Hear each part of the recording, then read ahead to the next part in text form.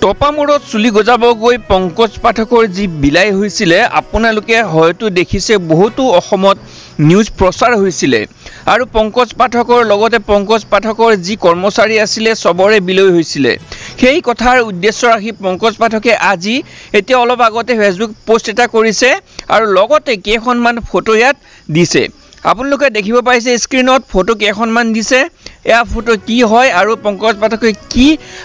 নিজৰ কি বক্তব্য ৰাখিছে ফেচবুক পোষ্টত এয়া মই আপোনালোকক সবিশেষ জনাই আছো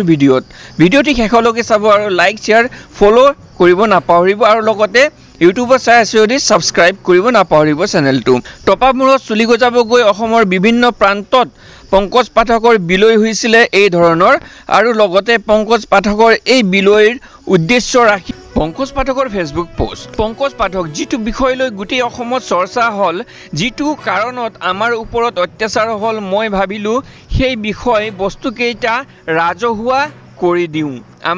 আমাৰ কাম কৰা লৰা কেইজনৰ মূৰ আৰু মূৰ পৰিয়ালৰ ওপৰত কোনো ধৰণৰ আক্ৰমণ নহয় বহুতে কল্পনা কৰি বিভিন্ন ধৰণৰ কথা উলিয়াই আছে কথাবিলাক বেছি গম্ভীৰ হৈ পাছলৈ ক্ষতি কৰাতকৈ সোনকালে কৈ দিলে সকলো সমাধান হ'ব আসলতে পংকজ পাঠকে কি কথা কোৱাৰ ইয়াত উপক্ৰম কৰিছে আমি জানো আহকচোন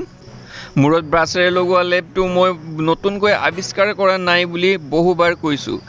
এইটো বহুত হাজাৰ বছৰ পৰা ব্যৱহাৰ হৈ আছে আনকি বহুত গৱেষণাও হৈছে আসলতে পংকজ পাঠকে এই ফেচবুক পোষ্টৰ জৰিয়তে টপামূৰত লগোৱা সেই বন ঔষধিবিধ কি মিশ্ৰণেৰে তৈয়াৰ কৰা হৈছে আৰু ইয়াত কি লগোৱা হৈছে সকলো সবিশেষ জনাইছে আৰু আপুনি গৈ পেলাই পংকজ পাঠকৰ ফেচবুক পোষ্টত গৈ পেলাই চাব পাৰিব পংকজ পাঠকৰ এই সংমিশ্ৰণী বন ঔষধ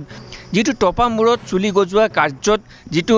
ব্যৱহাৰ কৰি আহিছে আজি অত দিনৰ পৰা অত যুগৰ পৰা আৰু বৰ্তমান যি ভাইৰেল হৈ আছে যদি আপুনি ইয়াত চাই মেলি যদি ভালকে ইয়াত পঢ়ি শুনি আপুনি যদি ভালকে চাব পাৰে তেনেহলে আপুনি সংমিশ্ৰণটো তৈয়াৰ কৰি আপুনি নিজে লগাব পাৰে বুলি ইয়াত পংকজ পাঠকে কৈছে